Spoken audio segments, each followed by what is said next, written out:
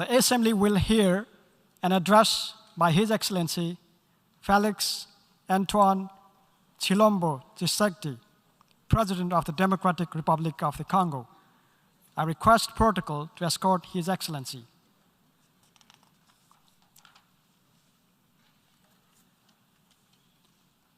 On behalf of the General Assembly, I have the honor to welcome His Excellency Felix Antoine Tshilombo Tshisekedi, President of the Democratic Republic of Congo, to invite him to address the General Assembly.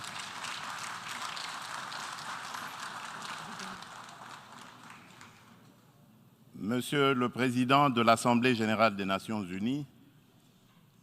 Monsieur le Secrétaire général des Nations unies, Mesdames et Messieurs les chefs d'État et de gouvernement, Mesdames et Messieurs les chefs de délégation,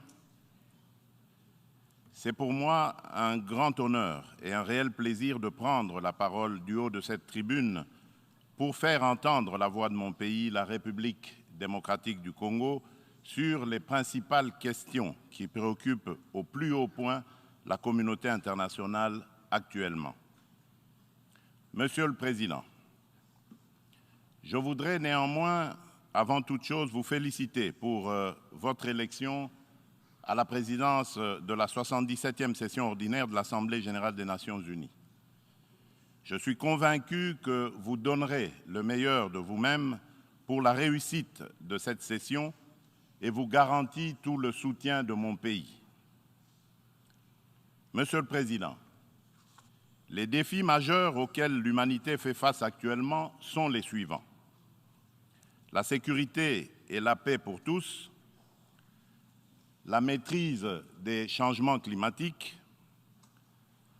la relance de l'économie mondiale après la Covid-19, la lutte contre la pauvreté et la promotion du bien-être collectif. Ces principaux défis sont complexes et intimement enchevêtrés. Conscient de cette réalité, je salue le choix judicieux et la pertinence du thème central de ces assises, à savoir un tournant décisif des solutions transformatrices face à des défis intriqués. À l'évidence, le relèvement de ces défis exige plus de concertation, plus de coopération et plus de solidarité entre les États et les nations. Le maintien de la paix et la sécurité internationale constituent le fondement et l'objectif primordial de la création de l'Organisation des Nations unies. Ni l'indifférence, ni l'immobilisme, ni l'attentisme de sa part ne sont par conséquent admissibles face à toute menace contre la paix et la sécurité internationale. À ce jour,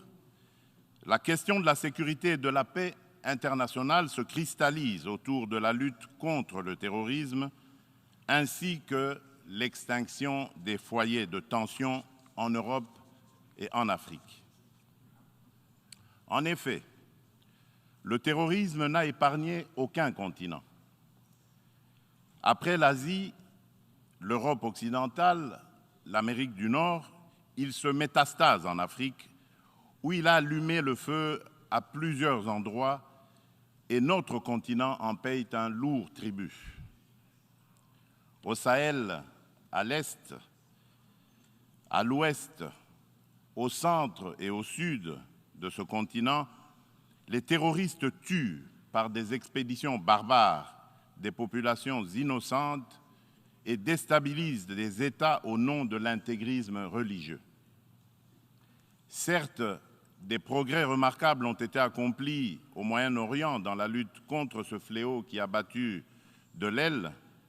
Cependant, ce fléau est loin de s'essouffler et encore moins d'être éradiqué de notre planète. C'est pourquoi la République démocratique du Congo, une des victimes africaines de ce terrorisme, est membre de la coalition globale contre l'État islamique interpelle les Nations unies et les exhorte à s'impliquer activement dans la mise en œuvre des recommandations de cette coalition et de celles du processus d'Aqaba. Les déclarations d'intention et les proclamations de foi sans action collective vigoureuse sur le terrain ne suffiront jamais pour éradiquer le terrorisme. Monsieur le Président, au cœur de l'Europe, la guerre entre la Russie et l'Ukraine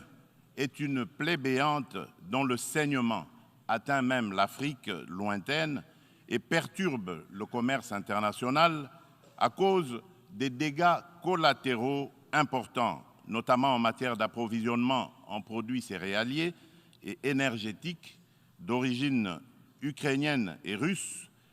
nécessaires à l'alimentation des populations ainsi qu'au fonctionnement des économies des pays importateurs. Il est impératif que les Nations unies interviennent avec diligence et plus de fermeté pour éteindre ce brasier, et ce, dans le respect absolu des règles du droit international. La République démocratique du Congo souscrit à la position de l'Union africaine et appelle toutes les parties au conflit à suivre la voie du dialogue et du droit préconisée par l'Afrique, qui a par ailleurs l'expérience de gestion des crises sécuritaires provoquées par des groupes armés dans certains de ses États. À ce sujet, les Nations unies savent que mon pays, la République démocratique du Congo, est victime d'une crise sécuritaire aiguë qui dure depuis plus de 20 ans à l'est de son territoire national. Tout observateur honnête et de bonne foi reconnaît que cette crise est causée principalement par les convoitises que suscitent ces fabuleuses richesses naturelles et les ambitions de puissance de certains de ses voisins. Le peuple congolais reconnaît l'implication des Nations unies, de l'Union africaine, des communautés régionales africaines, de l'Union européenne et des partenaires extérieurs bilatéraux de la République démocratique du Congo pour juguler cette crise récurrente. Il leur en est reconnaissant et s'incline devant le sacrifice de vaillants soldats de la paix qui ont perdu leur vie au front de la défense des idéaux de paix et de justice. Cependant, en dépit des efforts internes inlassables, de la présence militaire massive de l'ONU au Congo et de son soutien diplomatique pendant 23 ans, le mal sécuritaire continue à ronger mon pays. Afin d'éradiquer définitivement l'insécurité, restaurer une paix durable et assurer la stabilité à l'est de la République démocratique du Congo, plusieurs accords ont été signés avec les groupes armés et même avec les pays voisins, sous la garantie de la communauté internationale. Des mécanismes nationaux et internationaux ont été créés. Toutes ces perspectives de règlement définitif du conflit n'ont duré que l'espace de quelques mois. Vite, l'architecture s'est fissurée et l'édifice s'est écroulé. Et on recommence toujours avec les mêmes tragédies. Depuis mon élection à la tête de la République démocratique du Congo, je n'ai eu de cesse de me battre chaque jour pour la paix et la sécurité dans les provinces congolaises de l'Ituri, du Nord Kivu et du Sud Kivu. M'inscrivant dans une philosophie de réconciliation avec nos voisins, je n'ai ménagé aucun effort pour rassurer les chefs d'État des pays limitrophes et restaurer la confiance entre nous, notamment par la concertation permanente sur des questions d'intérêt commun, la conclusion d'accords de coopération sécuritaire et de partenariat économique et la réalisation de projets de développement pour nos populations respectives. En dépit de ma bonne volonté et de la main tendue du peuple congolais pour la paix, certains de nos voisins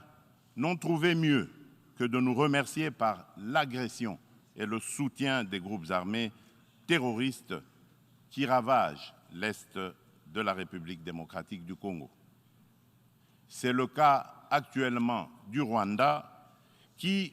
au mépris du droit international, de la charte de l'ONU et de l'acte constitutif de l'Union africaine,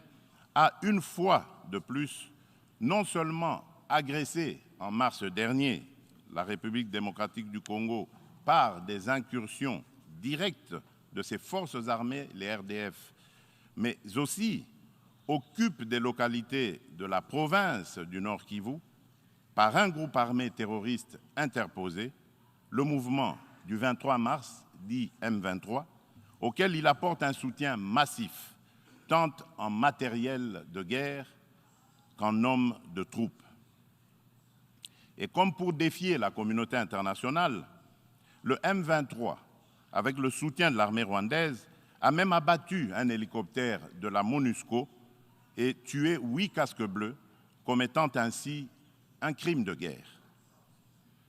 Je dénonce, en ce lieu emblématique de la vie internationale, avec la dernière énergie, cette énième agression dont mon pays est victime de la part de son voisin le Rwanda, sous couvert d'un groupe terroriste dénommé le M23. Monsieur le Président, l'implication du Rwanda et sa responsabilité dans la tragédie que vivent mon pays et mes compatriotes des zones occupées par l'armée rwandaise et ses alliés du M23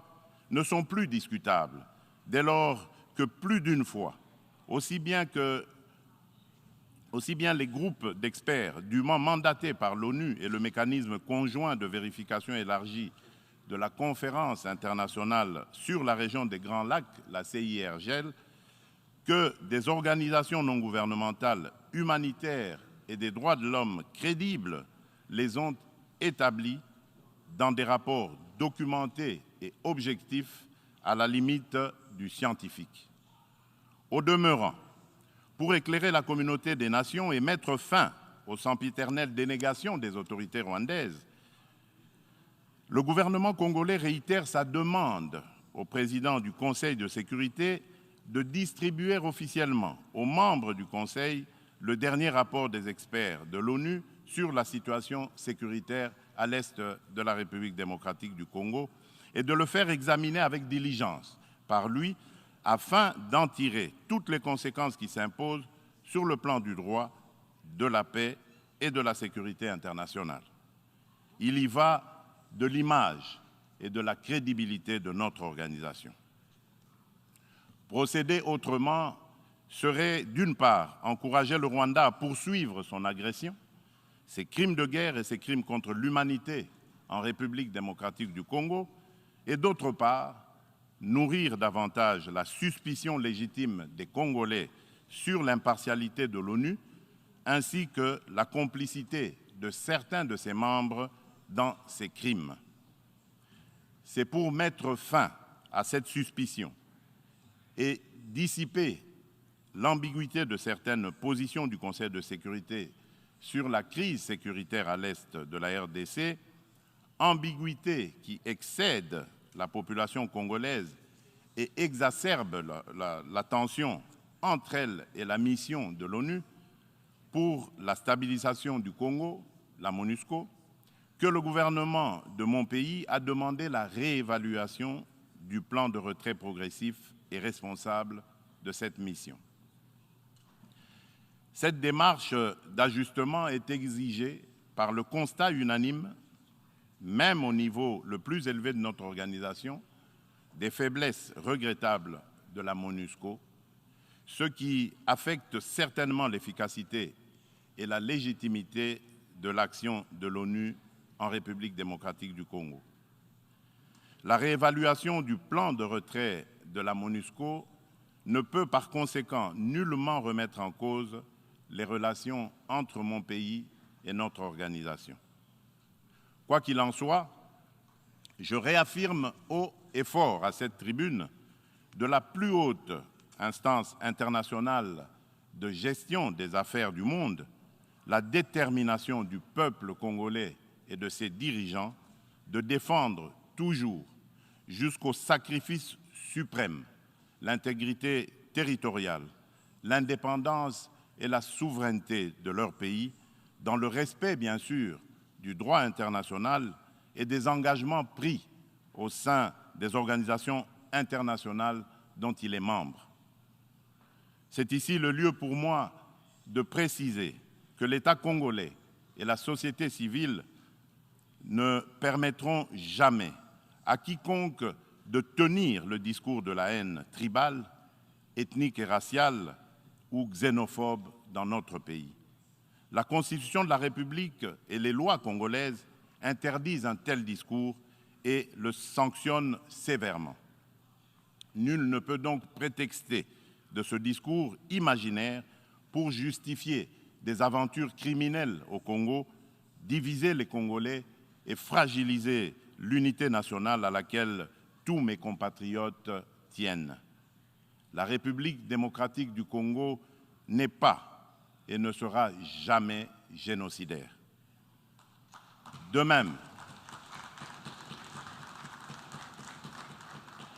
même, je soutiens que la prétendue collaboration que certains officiels congolais entretiendraient avec les opposants rwandais des forces démocratiques pour la libération du Rwanda, les FDLR, dont se servent les dirigeants rwandais pour justifier les agressions répétées de la RDC, est un alibi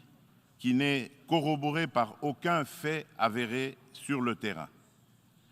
En effet, les FDLR ont été décapités et réduites à néant par les forces armées de la République démocratique du Congo, les FARDC, en étroite collaboration avec l'armée rwandaise dans le cadre des opérations conjointes menées il y a quelques années.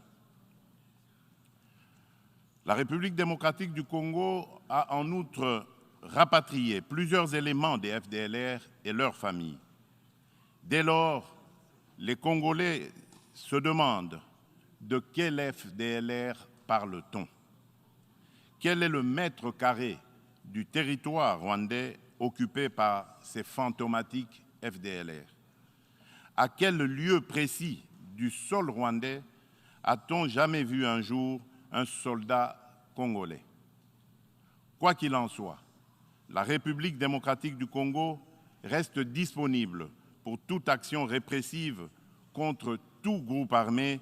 qui tenterait de troubler la paix et la sécurité dans un pays voisin et dans la région des Grands Lacs. Monsieur le Président, le peuple congolais demande aux Nations unies, à l'Union africaine, aux communautés régionales africaines et aux partenaires de la République démocratique du Congo de ne plus se fier aux dénégations éhontées des autorités rwandaises et de contribuer plutôt au rétablissement de la sécurité, à la construction d'une paix durable et à la création de conditions nécessaires à une coopération fructueuse dans la région des Grands Lacs et pour le bien de tous. À cet effet, il est nécessaire de voir ceci. 1. Rendre effectif le retrait immédiat du M23 des localités occupées, le retour des déplacés congolais de ces localités à leur domicile et la cessation sans condition du soutien de l'armée rwandaise à ce groupe terroriste, selon l'esprit et la lettre de la feuille de route de Luanda, convenue entre la République démocratique du Congo et le Rwanda,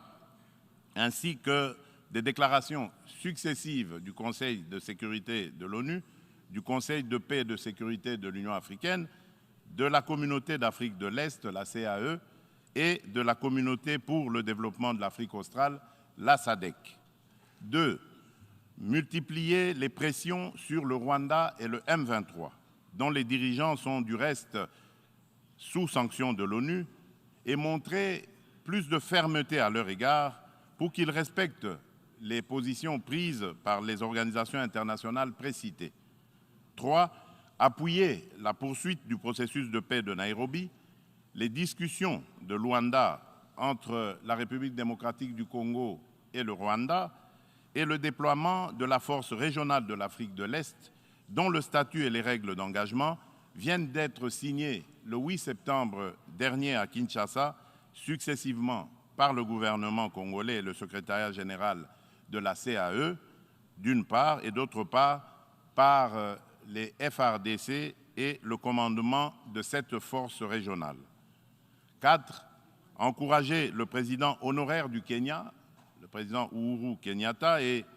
le président de l'Angola, de la République d'Angola, João Lourenço, médiateur de la CAE et de l'Union africaine dans la crise sécuritaire en République démocratique du Congo, à poursuivre leurs bons offices. 5. Lever tout obstacle à la restructuration par la République démocratique du Congo de ses forces armées et de défense, à la montée en puissance de celles-ci pour mieux remplir ses missions régaliennes, notamment par la levée pure et simple de toutes les mesures restrictives de l'acquisition d'équipements militaires, quelle qu'en soit la forme édictée par le Conseil de sécurité de l'ONU. La réalisation des actions préconisées ci-dessus garantira sans doute le peuple congolais de la certitude d'un règlement de la crise et facilitera un dialogue constructif entre toutes les parties concernées quant à ce. Monsieur le Président, nous, peuple congolais, sommes décidés cette fois-ci à mettre définitivement fin à l'insécurité à l'est de notre pays, quoi qu'il en coûte. L'heure a sonné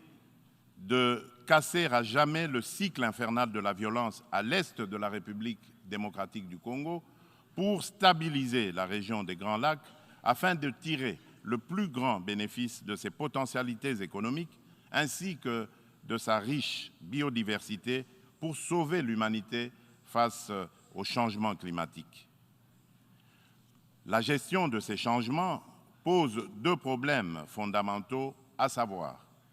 la mise en œuvre d'instruments juridiques et financiers issus de négociations internationales, en particulier dans le cadre des différentes conférences des parties à l'accord des Nations Unies sur le climat, la COP, et la transition énergétique. Il est temps, d'une part, de mettre fin à l'exécution sélective des engagements souscrits par les pollueurs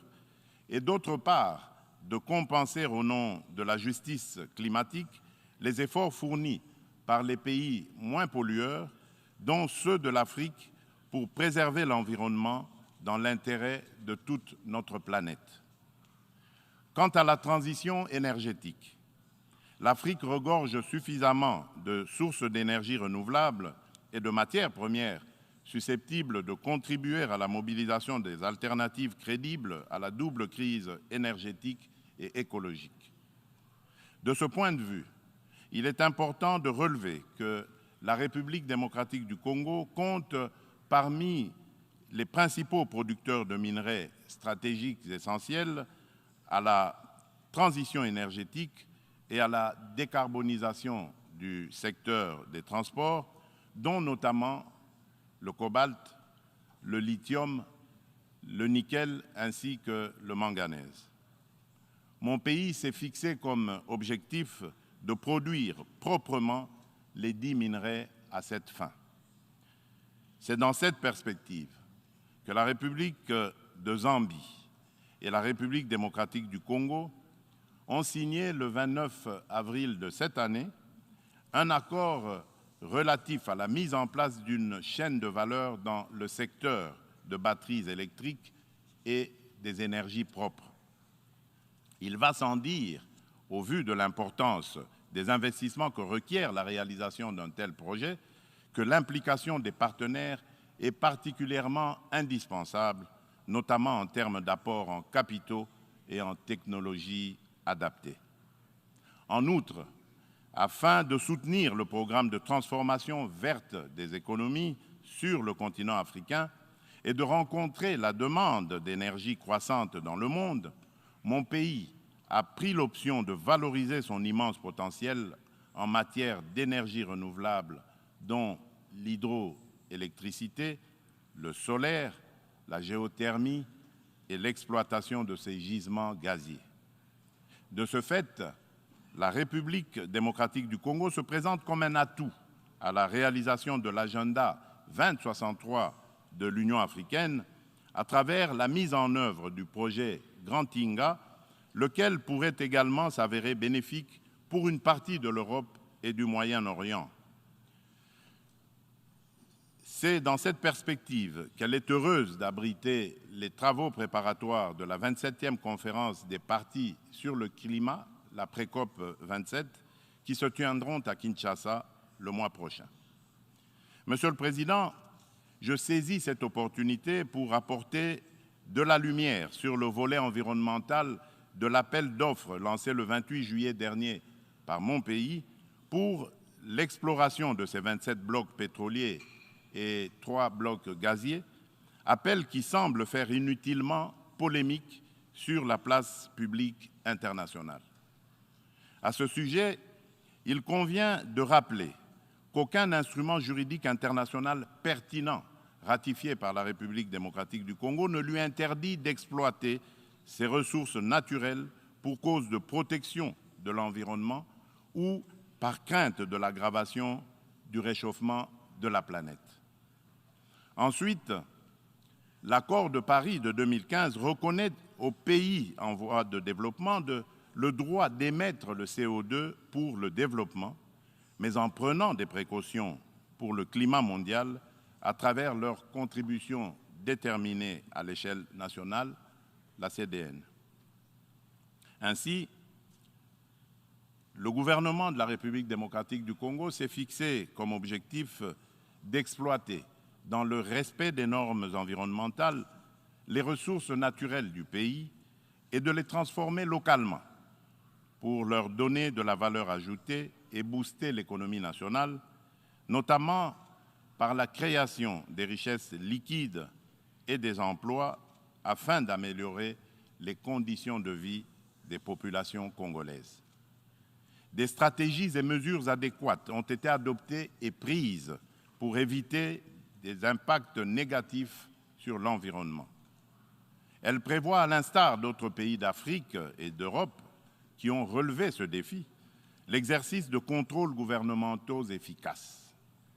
Il est question pour la République démocratique du Congo d'atteindre ses objectifs économiques et sociaux en préservant ses forêts et en continuant de demeurer le pays solution pour la lutte contre le réchauffement climatique. Mon pays reste ouvert à la coopération avec tout partenaire disposé à l'aider à l'atteindre ses objectifs. Sur le plan économique,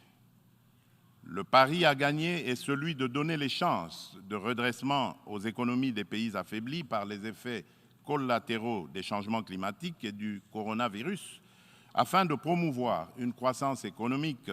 mondiale équilibrée et de stopper l'aggravation de la pauvreté dans les pays en développement. Nous ne pouvons pas relever ce défi sans des efforts internes de bonne gouvernance au niveau national, ni investissement productif des richesses, ni transfert réel des ressources financières suffisantes à ceux qui en ont besoin. C'est pourquoi la République démocratique du Congo plaide pour la concrétisation de la proposition de cession par les pays riches d'un pourcentage de leurs droits de tirage spéciaux, les DTS, au Fonds monétaire international, aux pays les moins nantis, faite par la conférence de Paris sur la relance des économies post-Covid-19 du mois de mai 2021 et appuyée par un engagement ferme du sommet du G20 d'octobre de la même année à Rome. En tout cas, toute facilité d'accès aux ressources additionnelles en faveur des pays éprouvés par les changements climatiques et la Covid-19 sera la bienvenue. De même, l'allègement du fardeau de la dette des pays à faible revenu devra demeurer une préoccupation permanente qu'il convient d'intégrer dans une approche globale de solidarité internationale. Pour sa part, en dépit de la conjoncture économique mondiale difficile, par suite des effets pervers de la pandémie de Covid-19, la République démocratique du Congo a enregistré des progrès remarquables en termes de croissance économique. Le rythme de création de richesses s'est accéléré en 2021 grâce particulièrement au dynamisme du secteur minier dont la croissance de la production est passée de 1% en 2019 à 10,1% en 2021 par suite de la bonne tenue des cours du cuivre et du cobalt sur le marché international. Le taux d'inflation et celui de change du franc congolais sont restés relativement stables. Aussi, le Conseil d'administration du Fonds monétaire international a-t-il conclu favorablement la deuxième revue du programme soutenu par la Facilité élargie de crédit. Le Fonds monétaire international a exprimé son satisfecit sur les politiques macroéconomiques prudentes adoptées par le gouvernement de la République démocratique du Congo. Nous poursuivrons inlassablement ces politiques et l'effort d'amélioration du climat des affaires en cours pour promouvoir les investissements privés et les activités économiques en général. Monsieur le Président, la solidarité et la justice dans les relations entre les nations ont toujours été des facteurs de paix et de sécurité mutuelle car elles rapprochent les hommes et créent des liens d'interdépendance entre eux. À cet effet, la lutte contre la pauvreté et la promotion du bien-être collectif sont des digues puissantes contre les conflits sociaux et les tensions entre les peuples. C'est pourquoi la République démocratique du Congo se félicite de l'action collective menée par la communauté internationale contre la Covid-19 et salue l'initiative des États-Unis d'Amérique, New Feed the Future, pour financer l'agriculture afin de combattre la faim et l'insécurité alimentaire en Afrique par suite de la crise russo-ukrainienne et dont la République démocratique du Congo, mon pays, est parmi les pays africains bénéficiaires, pour ne citer que ces cas les plus actuels. Mon pays appelle à de telles actions et initiatives et non seulement contribue à résoudre les problèmes de survie au quotidien et à créer des emplois accessibles au plus grand nombre, mais aussi distribue des revenus et du pouvoir d'achat à la base. En revanche, au nom de la solidarité et de la justice internationale, nous nous posons des questions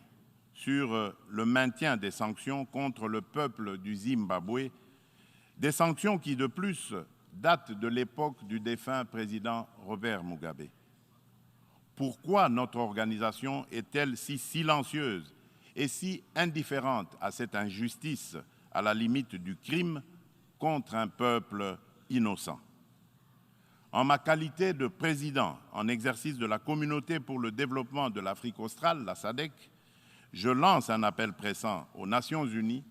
de mettre tout en œuvre pour obtenir la levée immédiate des sanctions contre la République du Zimbabwe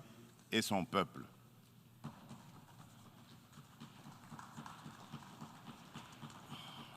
Monsieur le Président, dans ce monde multipolaire, aucun pays, aussi puissant et riche soit-il, ne peut prétendre affronter seul les défis que je viens d'exposer ci-dessus et encore moins les relever dans l'intérêt de tous. L'importance des enjeux, la complexité des problèmes à résoudre et l'ampleur de la tâche exigent une approche multilatérale équitable qui intègre les intérêts d'un chacun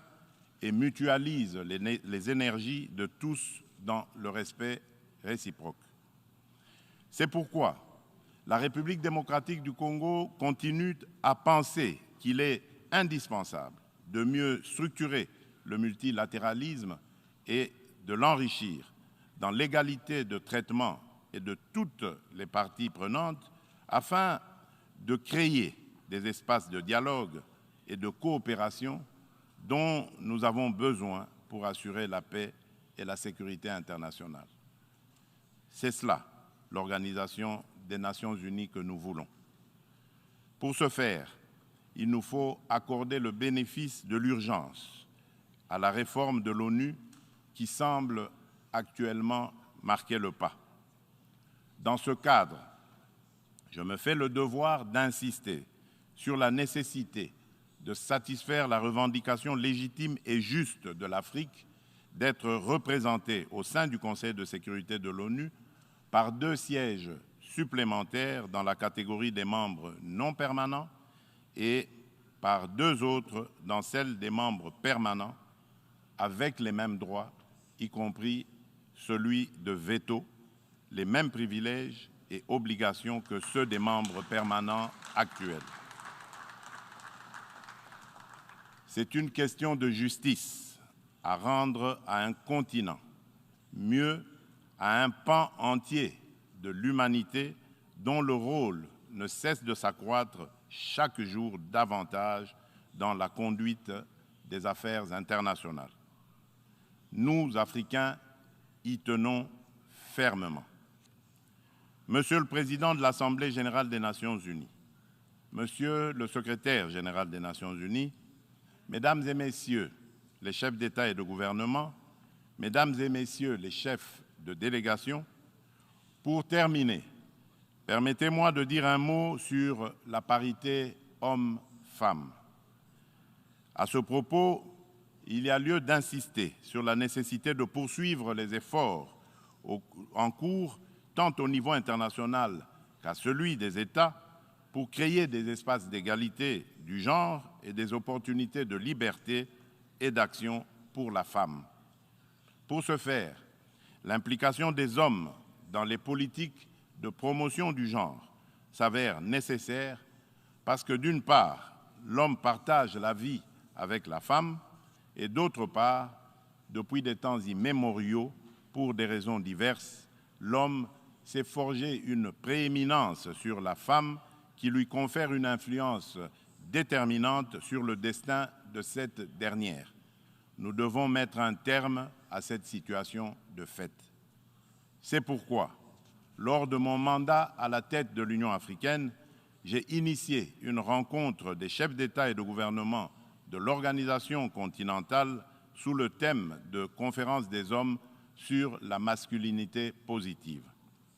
De ce rendez-vous historique tenu à Kinshasa en 2021, il est sorti une déclaration de l'Union africaine contenant l'engagement des hommes, notamment celui des chefs d'État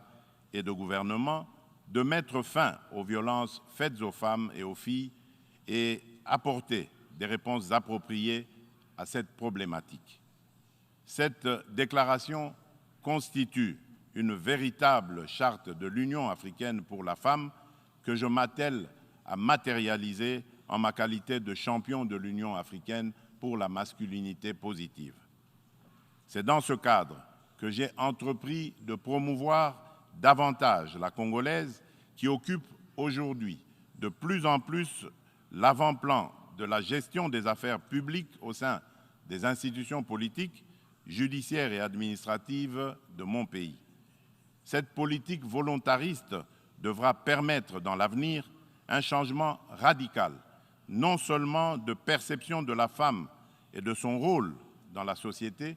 mais aussi dans la prise en charge par la femme elle-même de son destin. En effet, la parité n'est pas un cadeau fait à la femme, mais une responsabilité qu'elle doit assumer. Je souhaite plein succès aux travaux de la 77e session ordinaire de l'Assemblée générale. Je vous remercie.